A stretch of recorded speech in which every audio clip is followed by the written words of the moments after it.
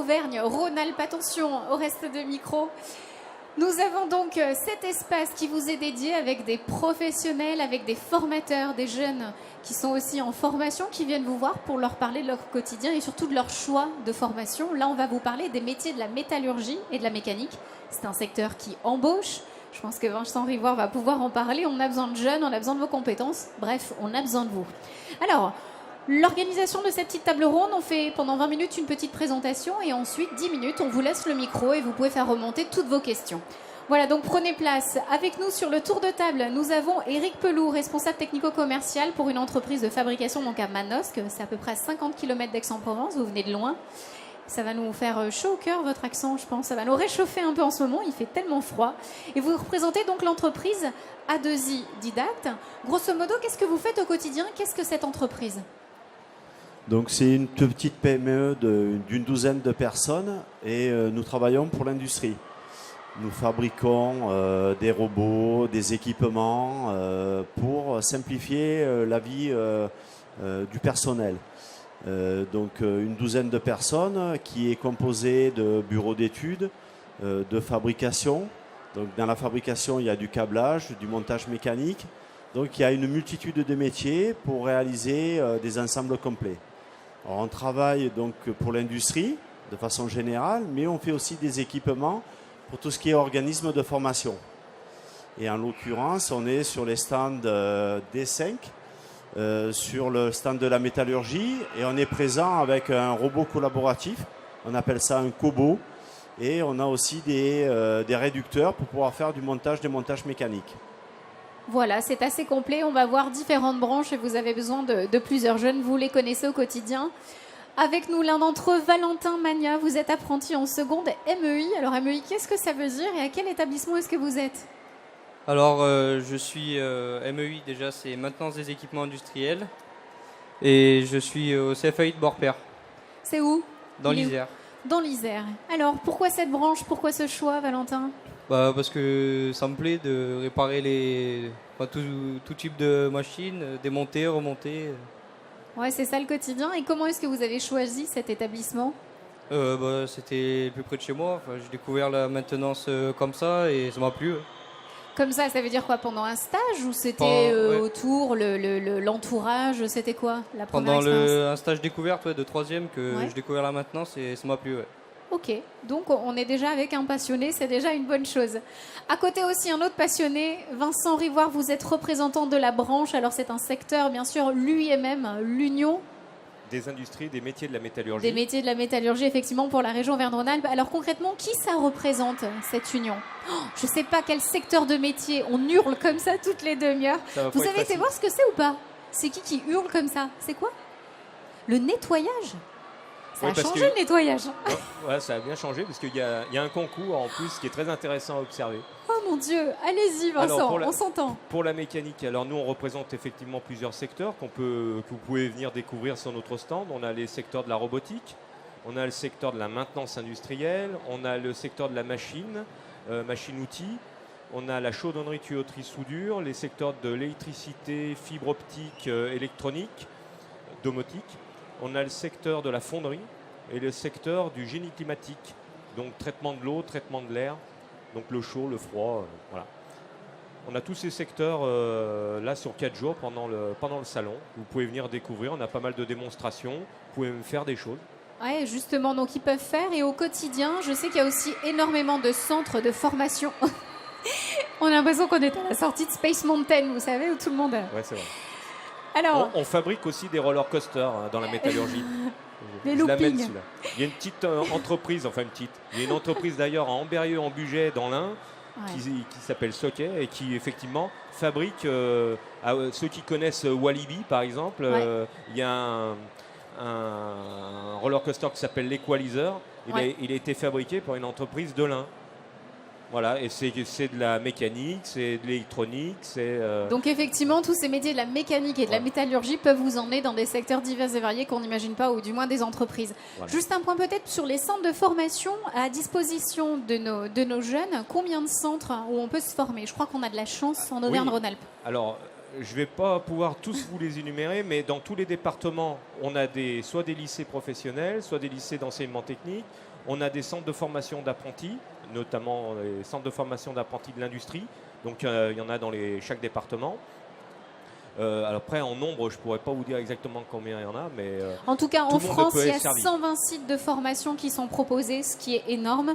On compte à peu près 26 500 apprentis, du CAP au diplôme d'ingénieur. Et justement, ça nous emmène à savoir quels sont les modes d'entrée dans le secteur de la mécanique et de la métallurgie. À partir de quel âge on peut s'insérer et jusqu'à quand? Comment ça se passe, le parcours de formation, Vincent? Nous, on forme du CAP au diplôme d'ingénieur. Alors, on peut faire un CAP, on peut s'arrêter après un CAP, mais on peut par exemple faire un bac pro. On peut faire une seconde d'enseignement général et technique, et puis au final se dire, je ne sais pas trop où je vais faire un bac pro. Après le bac pro, bien évidemment, on peut faire un BTS ou un DUT. Après, tout dépend aussi, je dirais, des jeunes, de leur motivation, de votre motivation. On pourra revenir d'ailleurs sur ce que ça veut dire, cette fameuse motivation. Et on peut faire après une licence professionnelle, on peut faire un master. Donc on a plusieurs choix d'études, Oui.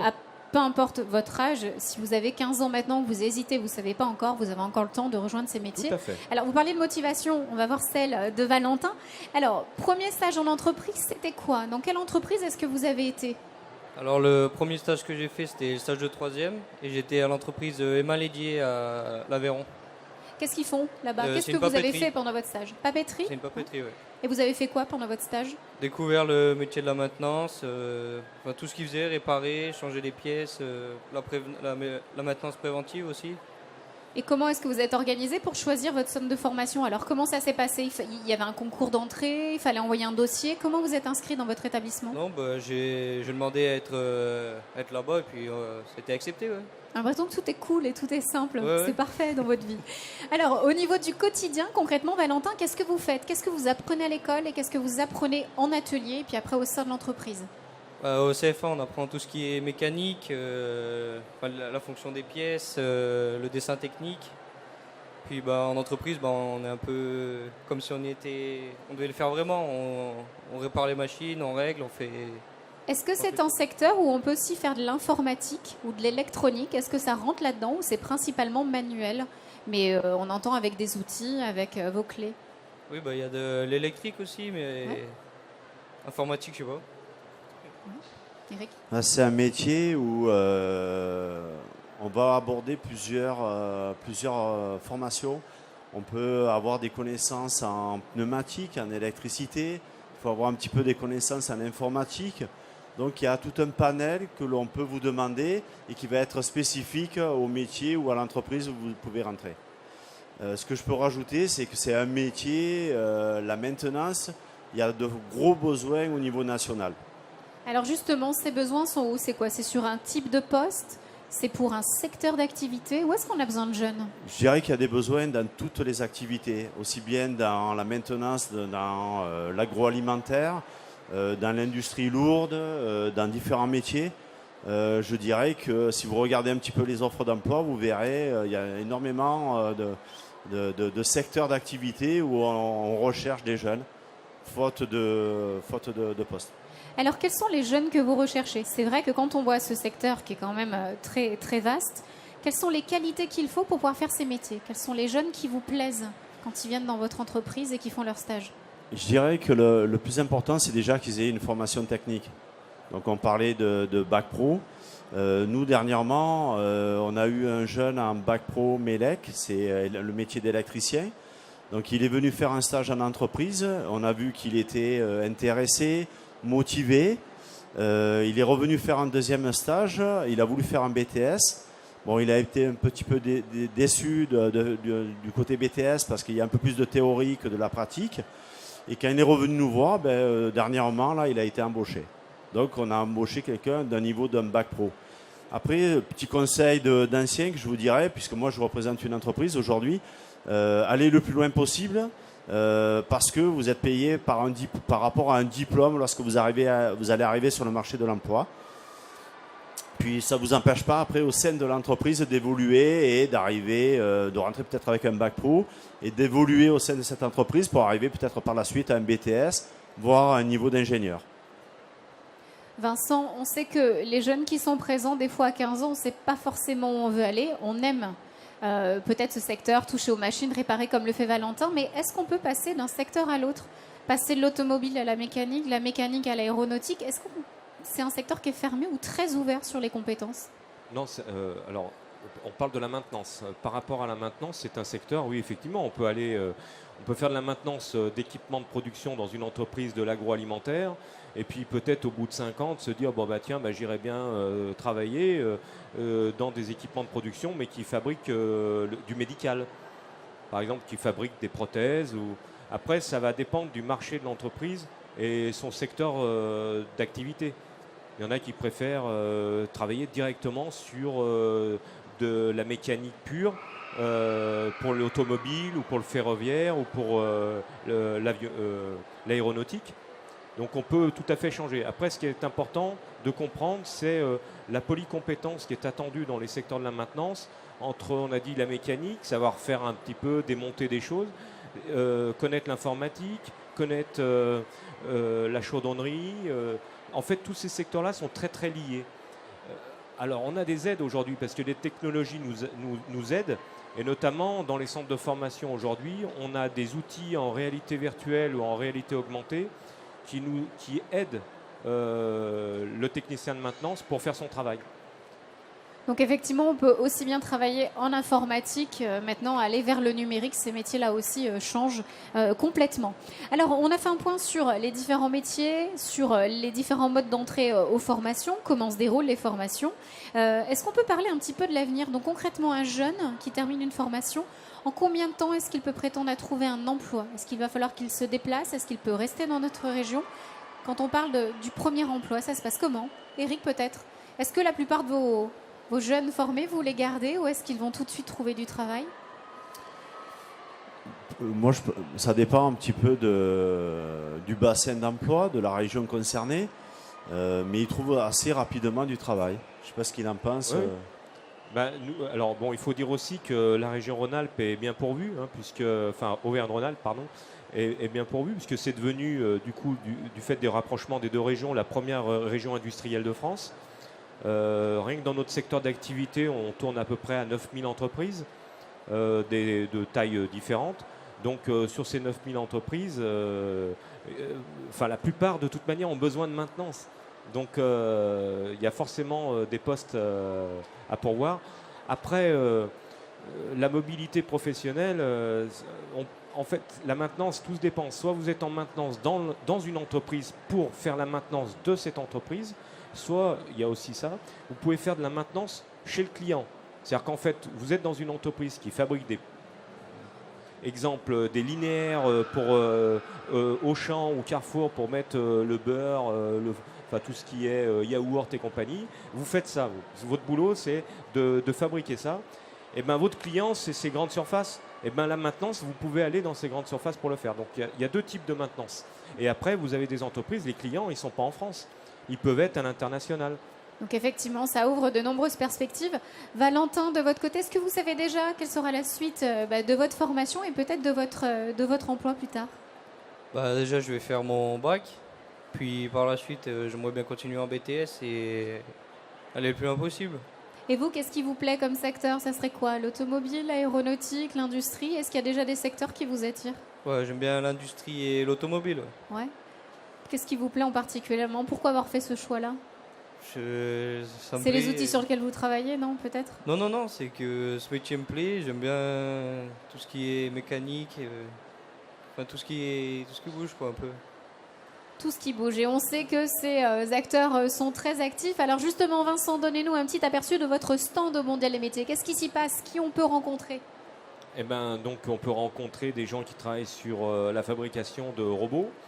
On en a de plus en plus en France sur ce qu'on appelle des robots, des cobots, ce qu'on disait tout à l'heure, c'est-à-dire des robots collaboratifs. Donc c'est des robots qui vont aider en fait l'être humain à travailler de façon moins dangereuse, moins répétitive, plus intéressante. Généralement, les robots, on les met à des tâches, soit elles sont dangereuses, soit elles sont répétitives, et en fait, il n'y aura pas d'humains qui vont les faire. Donc du coup, aujourd'hui, on est plutôt sur du style de robot où on va travailler avec. On a la partie mécanique. Donc nous, on est fabricant de manière. Donc on fabrique des pièces mécanique. Donc on a une machine-outil où on peut expliquer comment on fabrique une pièce et à quoi elle va servir. On a les métiers de la chaudronnerie, tuyauterie, soudure.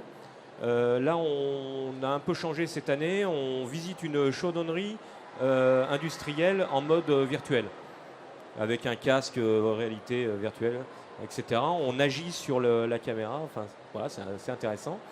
On a l'électricité, la domotique, la fibre optique. On fait du câblage de fibre optique. On a les métiers de la fonderie, dont je disais. Là, on peut se fabriquer une petite pièce. On coule une pièce soi-même. On se la fait. Ce que je disais tout à l'heure, hein, nous on fabrique, c'est intéressant chez nous, c'est qu'on fait des trucs. Et on a émitié du génie clim avec quelques maquettes. Donc voilà, on peut voir un peu tout ça. Et bien sûr, on termine avec la maintenance, parce que c'est quand même grâce à eux que les ça machines fonctionne. fonctionnent. Voilà. Donc Effectivement, il faut les fabriquer, mais il faut les entretenir. Tout à Alors, fait. on voit que sur ce stand, effectivement, de l'UMM, nombreux acteurs sont réunis, des formateurs, des professionnels, des jeunes en formation. Au-delà de cet événement, quand est-ce qu'on peut venir vous voir? Peut-être faire un mot sur les stages où on peut aller dans ces entreprises, même si on est en troisième, qu'on n'a pas encore diplôme et qu'on ne va pas forcément faire un contrat d'apprentissage, on peut peut-être passer la porte. Peut-être un mot sur les stages et ensuite on verra peut-être des portes ouvertes, des grands événements que vous faites. Oui, alors bien évidemment, là on va rentrer dans la période des journées portes ouvertes des établissements de formation. Donc là on rentre pour voir des établissements. Après il y a les stages de découverte, par exemple en troisième. Donc là nous on a les entreprises qui indiquent en fait à l'éducation nationale qu'elles peuvent prendre des jeunes en stage de troisième. Après nous par exemple dans les bacs pro, on a 22 semaines de stage à faire sur les 3 années. Donc de toute manière, les jeunes, quand ils rentrent en bac pro dans les lycées, il faut qu'ils fassent 22 semaines de stage. Donc de toute manière, ils connaissent aussi l'entreprise. Donc voilà, et après on a des possibilités, mais là c'est organisé avec l'éducation nationale, des stages de découverte, d'immersion, peut-être d'une journée, sur un secteur, une entreprise bien particulière. Effectivement, il y a aussi, on l'a vu dans les conférences de ce matin, les stages qui sont proposés par les chambres consulaires. On peut, pendant les vacances scolaires, en février, en avril, cet été, faire des stages de 5 jours en entreprise. C'est gratuit. On vous donne des conventions. Vous allez à la CCI ou à la CMA et vous pouvez faire effectivement ces stages tout au long de l'année, 1 fois, 2 fois, 3 fois. Ça vous permet de choisir. Je reviens vers vous, Éric Paulou, en tant que professionnel. Quels sont les jeunes qui vous intéressent? Quelles sont les aptitudes qu'il faut clairement pour pouvoir faire ce métier? Il y a une grosse partie qui est la motivation. Donc il faut être motivé, même si au niveau formation ça a été très difficile dans les métiers, le métier technique, que c'est pas forcément sa tasse de thé. Dès l'instant que vous avez l'envie de travailler, d'évoluer, d'apprendre, c'est un profil qui est très intéressant pour une société. La personne est prête à apprendre, à découvrir des nouvelles applications qu'elle n'a pas forcément vues dans son parcours de formation. Donc ça, c'est ce qu'on va demander. Et puis, il faut être assez flexible, avoir une envie de mobilité, de bouger, d'évoluer, de grandir. Je rajouterais, il y a un métier, on a parlé de la maintenance, il y a aussi un autre métier qui est très demandeur actuellement, c'est la fibre optique. Donc vous imaginez, pas tout le monde a de la fibre optique chez soi. Donc aujourd'hui, les sociétés Orange, SFR et autres demandent énormément, ont besoin d'énormément de personnel. Effectivement, et on aura une table ronde, je regardais demain à 15h30 sur les métiers de la fibre optique. Effectivement, ils embauchent énormément. Un petit point peut-être sur les jeunes qui sont en situation de handicap. Est-ce qu'on peut aussi accéder à ces métiers? C'est des métiers où on peut largement s'épanouir et apporter notre pierre à l'édifice. Est-ce qu'il y a des systèmes d'accompagnement de ce public-là? Ou est-ce que dans les entreprises, voilà, on a notre place aussi? Il y a certaines missions qu'on peut faire Déjà, pour les demandeurs d'emploi, on travaille avec Cap Emploi, qui permet justement de placer des personnes en situation de handicap dans nos entreprises industrielles. Avant même d'arriver dans l'entreprise industrielle, nous on est sur des métiers où il faut quand même être qualifié et formé. Donc ça veut dire aussi qu'on a mis en place dans les centres de formation la possibilité pour les personnes handicapées de pouvoir accéder à la formation pour pouvoir après accéder à l'emploi. Donc ça c'est un travail qui est fait notamment avec la GFIP, ce genre d'organisme. Il y a des personnes qui peuvent aller dans les entreprises ça on le sait nous, hein, et qui peuvent aller dans les entreprises pour nous aider à organiser le poste de travail en fonction du handicap de la personne, parce que voilà, des fois il y a des gens où vous ne voyez pas hein, que la personne est en situation C'est de ça, handicap. puis il y a des jeunes qui osent pas non plus le dire alors Voilà. qu'ils ont besoin juste d'un petit coup de pouce d'aide, mais ils sont complètement capables de faire Tout à cette fait. mission-là. Bien Donc sûr. on est accompagné, là on a besoin d'un accompagnement pour ça et qui existe en France, heureusement, pour nous aider à mettre en place un poste de travail adapté. Voilà, Donc il n'y a pas de barrière, allez-y, c'est possible dans tous les secteurs. On vient de faire un petit tour d'horizon ensemble sur ce thème, découvrir les métiers, les métiers de la mécanique et de la métallurgie. Est-ce que vous avez des questions dans le public sur des centres de formation, sur les métiers, sur ce qu'on a pu dire, des questions peut-être à Valentin qui fait ce métier-là? Est-ce que vous avez des questions au niveau jeune? Est-ce que les métiers de la mécanique et de la métallurgie, ça vous parle? Qui a été voir le stand là? Personne. Donc là, vous êtes venus là par hasard pour voir un petit peu les possibilités. Alors, on va enchaîner au-delà de ce mondial des métiers. Comment se renseigner? Il y a plusieurs sites internet, Vincent. Est-ce qu'on peut retrouver des branches, des secteurs, des métiers? Est-ce qu'on peut en parler? Moi, j'ai noté 2-3 sites, mais allez-y, je vous écoute si vous avez des conseils à nous donner. Le site principal, c'est un site, maintenant on a mis ça au niveau national pour éviter la dispersion. Donc c'est umm.lafabriquedelavenir.com. Donc on a les brochures sur notre stand. Donc là vous avez à l'intérieur de ce site des vidéos, des témoignages, des fiches métiers, les prérequis demandés par les entreprises, les systèmes de formation par niveau, etc. Donc là en fait c'est un site qui recoupe un peu tout. Donc c'est à mon avis le site le plus intéressant à voir. Après, il y a aussi des vidéos qui sont très bien faites sur le site de l'ONICEP dans nos métiers.